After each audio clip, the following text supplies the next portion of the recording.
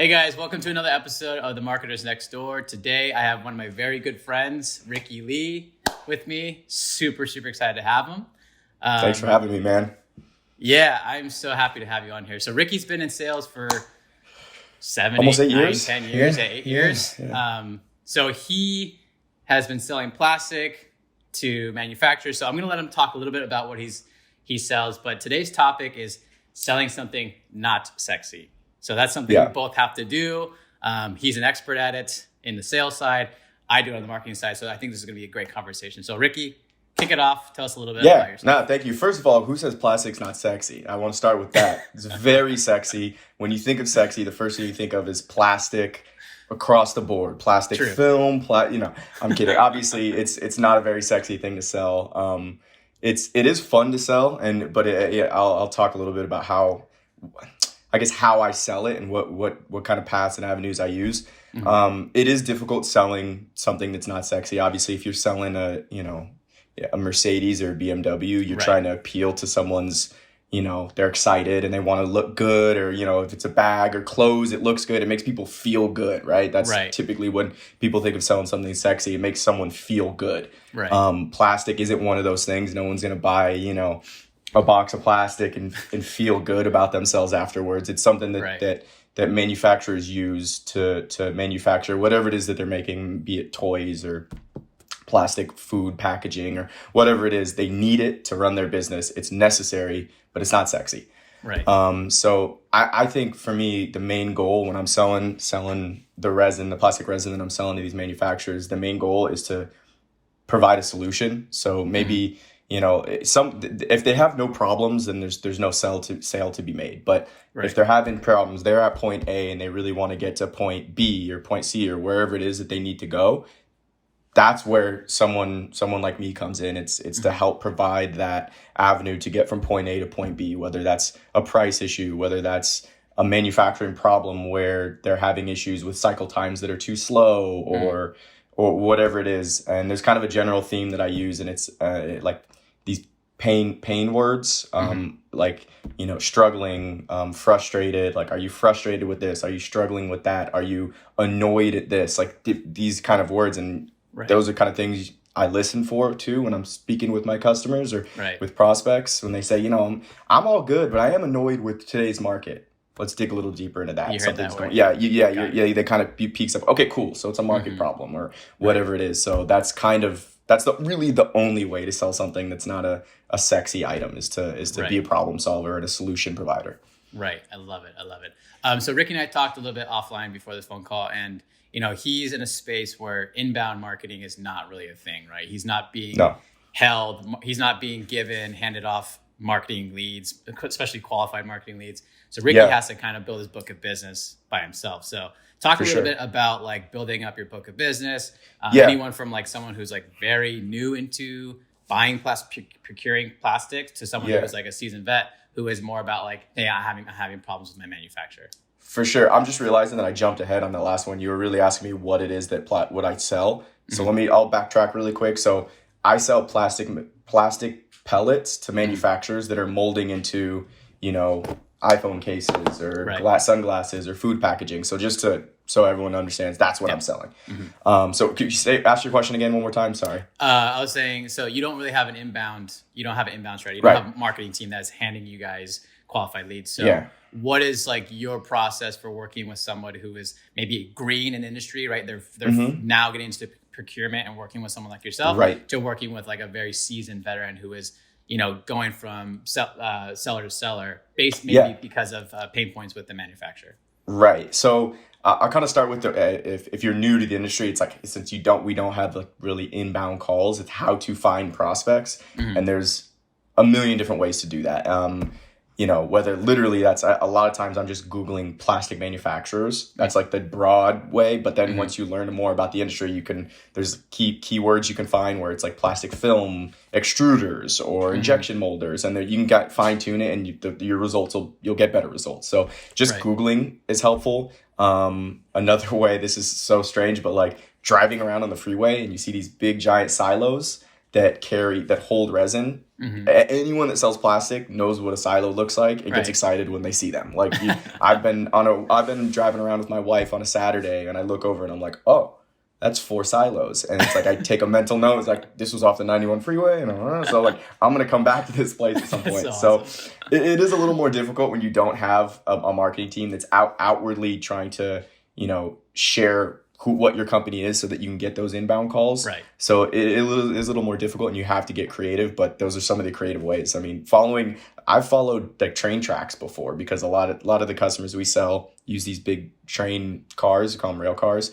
And if you follow them long enough, you'll see rail spurs and silos where there's a plastic manufacturer. So little stuff like it's bizarre, but like it works. But it works, right? That is insane. That is insane. So So let's say you Google a manufacturer, and maybe it's like a startup, maybe it's like a brand new business. Like maybe they're selling like a new cell phone case that has new proprietary technology. It needs certain plastics, right? What would a conversation be with like someone who's like very green as a customer to you? Like, are you educating them? A plastic user? Yeah. So good question. Because yes, for sure. In my industry, it's pretty rare for new customers to come up. Typically, the process of becoming a manufacturer is you first, say you're making cell phone cases. Typically, a cell phone case company isn't going to manufacture them. Right. They're going to have them made, and then as they get bigger, they go, whoa, we can save money. Let's get some injection molders in here and we can make them ourselves. By that point, they've been in business for a decade. So they're not new at that point. So they really have an idea of what plastics are, what they need to do. So it is kind of rare, but at the same point, there are still customers that pop up that it's like, hey, we want to do this. And we don't know anything about plastic. And I do have to kind of educate them. It's like, I've had customers just email me a photo of something like, we want to start making this. What is this made out of? And it's like, sometimes I'm like, I don't know. That could be a lot of different things. So, right. Yeah, totally. So you do have to educate customers sometimes on different avenues. I've even run into customers that are using, this certain particular material, and it's way too over-engineered for what they're doing. They're making something a little more low end, and it's like, you don't need that particular material. You're going to pay double the price, maybe not double, but you're going to pay a lot for that over-engineered thing. And it's like, hey, and that kind of goes back to like pointing out a pain point. They might not even know that that's a pain point. And then I bring it up and they're like, oh, that is an issue. We didn't even know we had that issue. Let's go this other avenue. So Interesting. So I'd imagine like selling plastic resin and pellets is a really niche business, right? And that's probably why there's no like inbound marketing strategy, or your company goes, we don't really need an inbound marketing team, right? Because it's super, super niche. Right. And some of our clients are in a similar niche business or a similar niche market where it's a weird, non-sexy product. Like I was gonna bring up Solar Art. We sell plastic films, vinyl films, plastic films that go on window and glass internally and externally. Half time you can't even see it, right? So we're selling a product that most people don't even see. So it's definitely not sexy. Sure. Talk a little bit about like what it's like working with a niche market. Does it make things easier for you, or do you think it'd be easier if there was more people who needed? No, I actually like this way. So like I can't really speak on what it's like to sell an item that everyone in the world can use. So my prospect and my customer base the potential base is very small. Only manufacturers and only manufacturers that are making something out of this material. I can't go to a metal fabricating company and go, are you sure you don't want this polypropylene? Right. You know what I mean? Like they would, it doesn't matter how long I bug them, they're never going to buy it, and they don't need it. It wouldn't make any sense. So I prefer this because if the customers that I'm calling on, or the prospects that I'm calling on, the people I'm selling, they have to buy what I'm selling. They don't have to buy it from me, but they need to buy it to keep their, if tomorrow, if you make, tortilla bags, and tomorrow you stop buying the plastic to make those tortilla bags, your business is done. You're not going to make any more tortilla bags. You have to buy that. It just depends on who you're going to buy it from. And then there's specifics on what grade of plastic you're going to buy and how clarity. And there's all these different things that go into it, but you have to have it. You have to have it. That's interesting. So I think it makes it a little bit easier. Yeah, totally. And I think and I want to ask you about this. So you have someone, let's say someone who's buying like tortilla plastic bags, right? Probably not an advanced plastic, to someone who is making medical grade plastics, right? Very different, right? So do you, in marketing, we always create these things called buyer personas. So we know who we're targeting in terms of marketing, right? If we're going to have a tailored message and we want to position ourselves to general contractors, we need to make sure that we are talking to general contractors. Right. For on the sales side, that always plays a part in selling to that person, because now they know, hey, this person is a general contractor. He probably has these pain points. He probably needs these things. Do you create similar buyer personas? Knowing you don't have a marketing team now that's doing that for you, do you kind of have a similar set of tools? Maybe not physically, but maybe mentally. Like I have them grouped where I know, if I'm calling on an account, it's a prospect, and they say, yeah, I'm making trash bags, right? Actually, that's probably a bad example, but they're making a low end product that doesn't require a whole lot of, specifics. I'm not going to bring up certain things like certifications and you know what I mean? There's no really reason to get bogged down on the minutia in that, because they're not going to need it. But now if I go to a medical house and they're making those tubes that are, that are carrying some type of fluid, like that is very high level stuff. Like they need all the certifications. They need everything. So in my so your head, like, sales process is very group. Tailored for different types of buyers, right? You're like, okay, this guy needs professional grade quality. I'm going to ask him all these questions to make sure I'm getting him the right solution, right? Yeah, and I might actually, the way I act might be different. I might push a little bit harder on a non-medical guy or non-specific guy, because they could decide tomorrow, like, yep, that spec sheet looked great, I'll buy it tomorrow. A medical guy, that will not happen. They have to go through a process. So it doesn't matter how hard I push. They could say, the guy could be like, I want to buy your stuff tomorrow, but I cannot. I have to get qualified through all these different avenues. It's going to take time. I mean, sometimes years for certain applications. Whereas, the tortilla bag guy, although he needs specific things, high clarity is important, but like I could send him a 50 pound bag sample. He could say, that's great. Send me 200,000 pounds tomorrow. Right. They don't have to go through that process necessarily. So you have very different sales cycle lengths depending on that buyer persona. 100%. Wow. That's crazy. 100%. Yeah. I mean, most of our clients don't have, buying cycles that long. Sometimes they can go up to a year, but, for us, it's different because, we're going to attract the right audience who we can sell in the short term and long term, right? We want to focus on building accounts just as much as you do in sales. Of course. So we have two different strategies, right? For the short term, typically like, direct to consumer, residential versus commercial, D2C versus B2B. And those all play a factor in who we're trying to get into our CRM. But yeah, definitely. When you say buying cycle, what do you mean by that? Because we don't really use that term. Buying cycles and how often they buy? It's like how long it takes to convert the prospect into a customer. Okay. So then, yeah. Because it's also a different thing too. So once I open an account, they're routine buyers. So like, because they're taking my material, they're making their thing, and then they need more material to make more things. So it just keeps going. So once that medical account then maybe takes a year to open. Once I'm in there, I'm in there. They are locked into the grade that I'm selling them, or that whoever is selling them, and they may buy, they're buying weekly, and it's and it's a lot, but it might take a long time. That buy cycle might take a while. That brings me to a really important question. So in marketing, whenever we're doing B2B type of sales, we want to retain that customer, right? So we're doing as much as we can to nurture the lead and then to retain them, right? So that's kind of a combination between sales and marketing, depending on how your business is structured. So we do as much as we can through email campaigns, SMS type things to kind of keep the customer there and retain them. Right. For you, what do you kind of do to make sure that when you win that medical grade client, how do you keep them and kind of nurture that? No, that's a good question. So I'll speak for, I've been in 2 companies now in the plastics world, so I can only speak for these 2, but I'm pretty sure generally it's how the industry does it. The sales team, the salesperson kind of does it all. So it's, if I stopped emailing my customers, they would no longer hear from Osterman. You know what I mean? I'm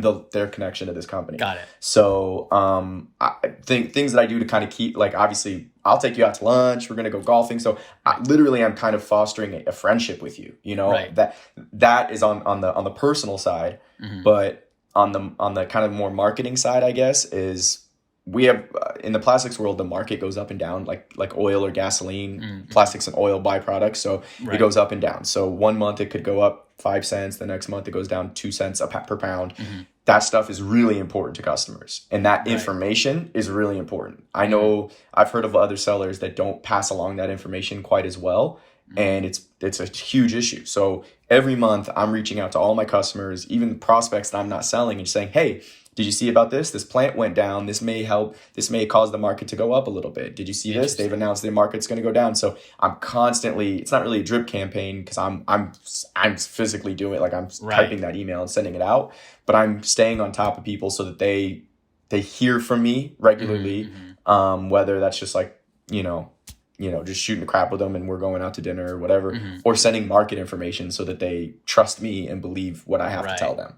And come to rely on me a little bit, where it's like, if I don't send them the information, it's like, oh man, Ricky always sends me that market update. What's going on? And they may say, what's going on? So I want that. I want to be in this, trusted advisor position. Right. That's actually what every single marketer dreams of getting the brand to be positioned as, right? Like if every single brand could be, positioned and tailored to the particular client, the way you have that relationship with the client, that's like the end goal, right? Like where the customer goes, wow, I trust this person. I'm getting the information I need. Here's the value I'm looking for. You are winning if you're at that point. Yes. Huge. Yes. I mean, there's a big difference between just a seller and a trusted advisor. Like it's someone that I have some customers, I mean, it depends on the customer. I have some customers that they view me as a seller and I just don't have that relationship with them yet. I have some customers that call me and they're like, man, what do you think I should do? Should I buy this week? Should I buy this month? Should I hold off? Like they trust me to give them proper information. Whereas if you're just kind of not a great seller and you just want to sell, you're just gonna be like, yeah,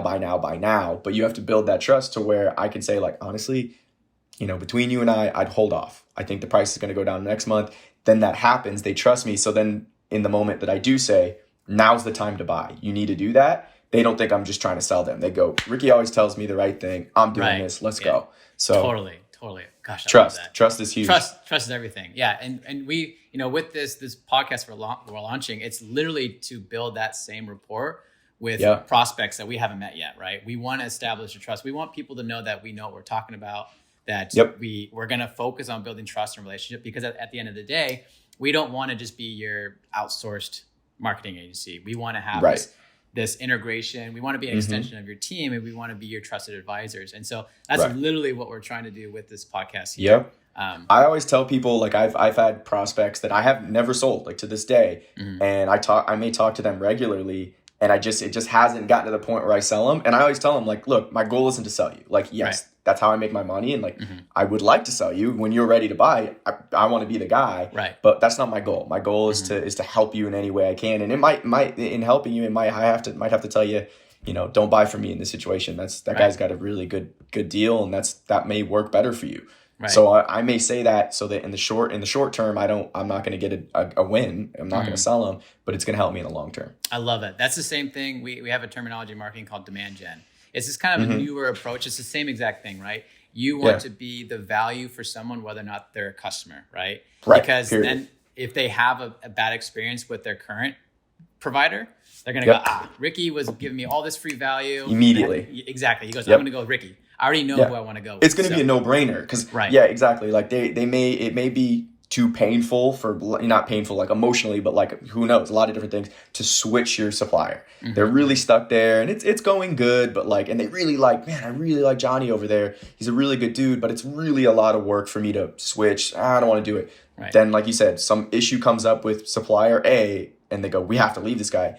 It's going to be a no-brainer for them to start to move over. No-brainer. Totally. They're not even going to be like, well, let's wait. They're going to, he's our guy. Let's go. Right. So that's that long-term play. You're playing, even if you're not getting that sale, you're like, I'm fully invested in that strategy because it's going to pay off eventually. It may not, but at least your name's out there. Maybe they might recommend you to someone else. And exactly. And that's happened. And honestly, it makes the job more fun. Like, I don't want to try to like shove something down your throat if you don't want it. Like, it's more fun if I genuinely feel like I'm helping you. Like if I really feel like I've provided you a value, whether you buy from me or not buy from me, when you do buy from me, it feels that much better. I didn't trick you. I didn't try to convince you. Like I did the right thing, and now I'm happy that you're happy and we're all happy. Totally. And that's actually a bad rep in the marketing world. People like think about how much you get blasted. Same in sales, right? Mm-hmm. It's really disruptive. They're like annoyed by you. Yeah. You're like, I didn't even search for that, but somehow you got my information and now you're retargeting me for something I don't actually need. But it is good. It is, there's pros and cons. There is potential brand awareness and being exposed to a new solution to a problem you might haven't even uncovered that you have, but then you go, oh wow, that is a problem actually. So there are pros and cons, but it is disruptive. I'm like you. I think marketing should be very, very humanistic. It should be very conversational. It should be like, who are your buyer personas, like kind of we talked about before? What pain points are they currently having? What do you think they might have in the future? And let's see if we can't get in front of them, right? Whether it's going to be a short-term sale or if it's going to be a long-term play, and you might get that sale in a couple of years. Both are very valuable, right? Yeah, they both work. Exactly. Yeah. 100%. Yeah. But so back to selling something not sexy, right? So you're selling plastic pellets. They're like very small, right? I wish I had some with me. I don't have anything, but usually I have like a little bag of them. So like when you're working with somebody, are they checking out the quality of these pellets? Are they like holding it? Or are they looking at your spec sheet? Like how do you actually sell something that is like not visually appealing? I don't see the byproduct until it's actually manufactured. Like what do you do? Right. That's really what it is. There are some customers that like will put it in their hand and say, this has a weird color to it.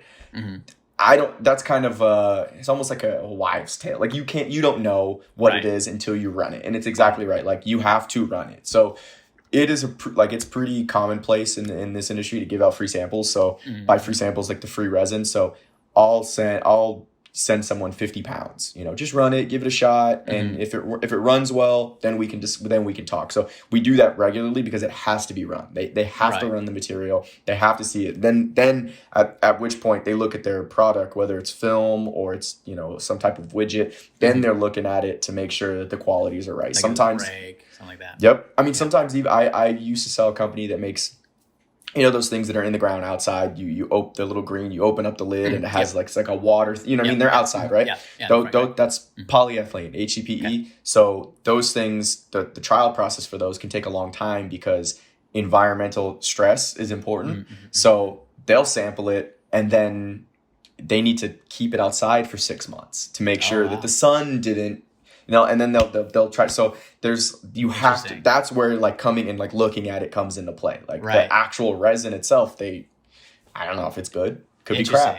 So you have the spec sheet and then they do quality control because they are actually making something.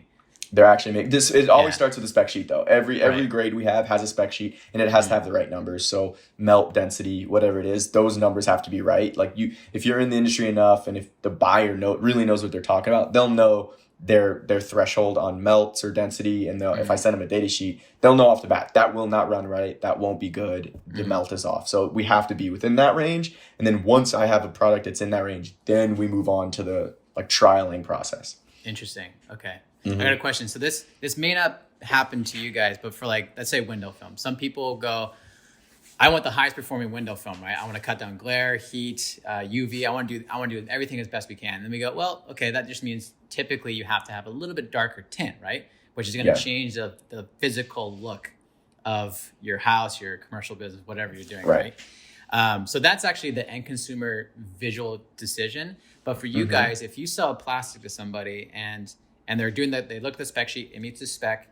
The quality control, it meets the quality control, but then the consumer, their consumer goes, I don't like the touch and feel of it. Oh yeah. Do they ever change to something less quality? All the time. So here's a good example. I used to sell a company that makes like oil bottles, right? They're I don't remember how like for either way, they're just like home cooking oils. No, like motor oil, but not black. Okay. They're like they're the ones you tip, but they're like an opaque color, so you can see through into them. So those things sit on a shelf, right? Maybe they're sitting on a shelf in Home Depot. If it has to have like this very pretty clear look. It's a little opaque. Sometimes in that particular plastic, it can come out if the resin is just a little off. It could come out like kind of a yellowy tint, right? The product itself is perfectly fine. Right. It no issue, usage. But the problem is when you put something like that up on the shelf at a Home Depot or a Lowe's, what's the one that if you as a consumer, you see both and you're going to grab the clear one. Looks expired, I don't want it. Right. You won't even probably have that thought process. You literally just go, okay, that one's good. So they're like, you don't even think about it, but you don't grab that yellowy one for whatever reason. So then the company that I'm selling to goes, we have an issue. Some of these are yellowed and they're staying on the shelves. It's a problem. So for that particular manufacturer, he's like, it cannot be yellowed at all, just because the end user, people like you and me who are just shopping at wherever, can't be. Same thing with like milk bottles. If those are milk jugs, if those have like a slight yellow tint, and sometimes they can, people absolutely won't buy the milk. That. Yeah, never. Right. And you won't even know, but it's no problem. The milk is perfectly fine, but you can't quite tell. So like that's a huge issue. Like it cannot be yellowed in any way. So that's probably an example of like. Yeah, no, it's definitely a good example. I think there's definitely some similarities there. Going back to that though, it's funny because I'm selling to a middle cut person, right? I'm selling to the they're my end user, but they're not the end user. The end user is, if you're buying bread that needs to be super clear so you can see if there's mold on it. If it's not quite clear enough, it's going to be a problem. So the end user is the person that's shopping at Albertsons or shopping at Ralph's or wherever they're going. That's the end user. So sometimes you might sell some material to someone, the manufacturer, if the manufacturer didn't do a good QC, they put it out to market. They sell it to Ralph's, it goes on the shelves, and then they find out that they have a problem. You know what I mean? That it's like, it could be, it could be. Yeah. So it's possible. Have you ever had a manufacturer like want to go the cheap route, and you're, as the seller, you're kind of like, knowing that the consumer is going to be using it, you're like, I don't think that's going to be the right solution. I actually think you need to step it up. Like, I think you need to do this. It's going to cost you more.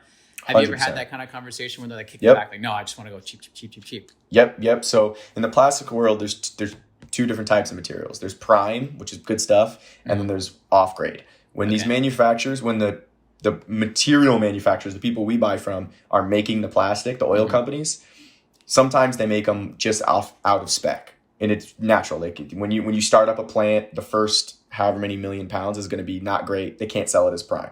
So, but then we still buy it and we'll sell it to low end users. No issue. Sometimes there's kind of, very high end user, a medical house would never buy wide spec. They wouldn't even try. They know there's actually laws in place. They cannot do that. There'd be lawsuits. But there's like middle ground ones where it's like, yeah, they can. There's no legality issues, but like they definitely shouldn't. And I've had guys where it's like, I just want wide spec because it's cheaper. And I'm like, well, I'll sell you the wide spec, but I really don't think it's a good idea. And I'll advise people against it, but at the end of the day, they're gonna buy what they want to buy. And, I have the wide spec to sell, but I've had many conversations where I'm trying to convince people, I don't think that this is the play for you. Like, I understand it's an extra 5 cents a pound, which doesn't sound like much, but if you're buying millions of pounds, it's a lot. It's like, you shouldn't do this. You shouldn't do this. So if they're absolutely adamant about it, we'll do it. And sometimes we'll even make them sign something where it's like, you said you wanted this wide spec. So if something comes of it, it's on it, you made this decision. We advised against it. Good luck. So in that instance, like in marketing, in sales and marketing, we always like rate our customers, right? Whether they're, cold, warm, or hot lead, what's their customer lifetime value? Are they worth a lot? Are they not worth a lot? And then as a seller, or in sales, you're probably going, that kind of guy is not the right relationship I want to focus on. That's the guy. That's not the guy I'm gonna like really put all my eggs in that basket, right? Yep. And do you ever find that where you kind of like, even if I lose that account, I'm okay because he wasn't my perfect buyer, right? In marketing, we always like we could solve a lot of problems, but sometimes you're not the right buyer for us. So we're actively not going to be looking at you because you're actually not the right fit for us. So do you got something similar? Yeah. I mean, there's a lot of guys, companies that buy plastic that are no matter what, it's about price. And even if they get themselves in trouble, like I was saying with the wide spec, it's like they don't care. Price. So which means a lot of those people they'll say, hey, Ricky, what's your price? My price is, 80 cents a pound. Oh, that's the best price. Cool, I'll buy. And then the next week or the next month, they say, what's your price?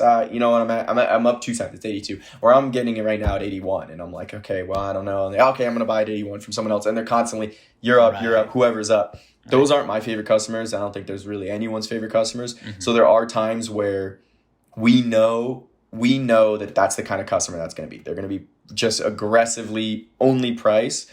So when a lot of times they end up kind of shooting themselves in the foot a little bit, because a lot of times when I go to quote, I'm not going to give you the absolute tightest price, because chances of me getting the order are pretty slim. And I know that even if I do get the order, I'm not going to retain you. It's going to be so much work to keep doing this and doing this. Whereas the guys that I know, like, hey, once you're a customer, you're our guy, and they want to keep buying from me. I can come down a little bit on those margins, because we know that, like, yeah, if we come down a little bit on the margin, they're going to buy from us for the next 2 years. Right. Worth it. Whereas the guys that are just, I don't like selling them. It's just, it makes for a ton of work, because then every time they're looking for material, we have to, well, what's the price? What's the deal? It's just a lot of work. So those are the guys. It's like, yeah, if they don't buy, they don't buy. It's not the end of the world. Right. You're not going to focus on fostering those relationships. No, because they don't want to, honestly. Like, if they're not interested in fostering a relationship, then I'm not. Like, I'm not going to, it goes back to, I'm not going to shove something down your throat. Like, if you really, this isn't the world you want to play in, and I don't want to be friends, I just price. Okay, fine. Then we don't have to be friends. But I'm not going to work as hard as someone who's wants that relationship and really wants to have a trusted advisor and to have a resin supplier that they believe in and trust. Like, those are the ones I really am going to spend a little more time on. Got it. Interesting. I got one more question for you before we wrap this up. So in your experience, you haven't really, like, I think both plastic companies that you've worked for, there hasn't really been an in-house marketing team, like I said, who's got an inbound strategy for you. So you're not really, you haven't been really exposed to that. If you did, let's say you had the ability to work with a marketing team, what do you think in your industry, what do you think would be like where they would focus? Like, what would be the gap that you have right now that they could fill for you that might make your job a little bit easier? So I don't know if we do technically have a marketing team. So if you guys watch this, sorry, but like, no, we do, and we do take some inbound stuff. So we use something called Tarnell, which is basically everyone. It's a pretty common thing in the indie industry. Tarnell is basically gives you like lists of just like plastic users, generally. Yep. So a lot of times Tarnell lists will come out. I think you end up. I think each company pays some type of membership to be part of Tarnell, right? And those don't go to me. Those will go to the marketing team. They'll kind of shuffle through it and decide which are a good account, and then they'll say, okay, hey Ricky, here's these 3 guys. Give them a call. So that does happen, and it is super, super helpful. But as far as like a traditional marketing, I mean, I've always been a proponent. This is kind of like the millennial in me. I feel like every millennial has some type of like wants to be in marketing. You know what I mean? Like everyone, it's just, I don't know, but like we there are magazines, plastic news magazines, and I'm always like, hey, let's get some ads in. Not to bash on the company that I was with before, but they didn't do that quite as much. Osram, who I'm with now, that's specifically kind of where they thrive. They're going after, they want the ads in that. They want, in the plastics world, there's this thing that they like rising stars, right? Where it's like someone who's doing good in the industry. They don't pick random people. Your company kind of has to kind of promote you as that. Osterman does that. They're like, they want their employees to be on this rising star list so that manufacturers who are flipping through plastic news go, who's that guy? Oh, with Osterman. Maybe I should look that way. So they do, I'll toot my company's horn. They do a really good job on as far as marketing on that aspect. They actually kill it. So right. Which could exists. Like you said, that could be that long-term play where someone flipping through an old magazine, they say, hey, Rickey Lee was a rising star. I might hit him up, right? Yeah. Right. Those are little breadcrumbs you're leaving all over the place. It feels kind of like our rising star, whatever it is. It feels like it's kind of lame, but like who knows? Right. If a company's flipping through and they see that and they go, wow, that's really cool. They're really doing something in the industry. They may be interested in, hey, let's reach out. Right. There's probably an ROI to it. I mean, most marketing for sure would do it if there wasn't an ROI, but there probably is. Right. Last question, actually. Do you utilize LinkedIn at all in your sales process? Yeah. Okay. Oh, yeah. So usually it's not the first thing I go to. Typically, so say there's a company, I'm calling ABC Plastics, and I'm calling and I'm trying to get a hold of the buyer. I don't even have a name. I'm just calling, hey, this is Ricky from Osterman. Looking for the person who's in charge of your plastic resin purchasing. Oh, I can't give that name out. Oh, they don't, I can't get past that front door. Right. That's when I'll go to LinkedIn and I'll go to that company and I'll just go through every position. Right. It's like looking through names until I see procurement or buyer or purchasing. Go, cool, I got a name. Might not even be the right name. I'll call and ask for, hey, I see John Smith does the purchasing. Can I speak with him? Sure. They transfer me to John Smith and he's like, no, I'm an engineer. Usually at that point, the people that are already inside don't know that you shouldn't give out certain names. Right. So like say I call, the guy that's doing whatever he's doing. He's not the guy I should be talking to. They're more willing to give me the name of the guy. Like, I don't know. I don't do that, but you need to talk to Adam. Adam. Okay. Whereas the lady or the man at the front, typically their job is to keep you out. Right. You know what I mean? So you kind of have to get inside to redirect. So, but I do that on LinkedIn all the time. Like I'll find a name on LinkedIn that it's like, all right, this is the guy, this is the lady I'm going to focus on. Like I'm going this direction. Right. So yeah, which is definitely that's a marketing but, tactic too. That's a grassroots marketing tactic. Like sometimes some businesses have the marketing team do that. Because I can qualify that person for you. You don't have to do that. But I think that probably is better to be managed by the sales team because you're going to be the first person to talk to. Honestly, I prefer it. I don't know. I've never had the other world where they're giving me my name leads, but like, I don't think I would like it. Like maybe because I'm used to this, I like the control of A to Z. I like I'm in control of this. Like I'm finding the names. Like I want to do it just because then I just feel like I'm controlling my whole sales cycle. Like I'm controlling the whole thing. So maybe that's too much control that I want, but I like having it. I love it. So, all right. Last thing, any advice you would give to somebody who's trying to sell a niche product, whether it's actually or a service, any advice you want to give? I think the number one thing is to provide value or provide a solution. Don't try to sell your item or sell your service. Like provide the solution and then customers will come. They will come. Right. That's the number one thing, I think. Love it. Don't be a used car sales, like that traditional used car. Hey, you probably could sell used cars doing this in the same way with value, but like that traditional, like, I'll get you in a car today. No. Yeah, no, it doesn't work anymore. I just feel like it just doesn't work. Yeah, no. It's not fun either. Yeah, job's going to be fun. If you hate your job and you're trying to push things down people's throats, that's definitely not fun. Definitely not. Doesn't sound fun to me. So. Well, I love it. Rickey, thanks so much for joining us. Thank you, man. I loved having you on here. I'd love to have you on again. Yeah, it's fun. Absolutely. Yeah.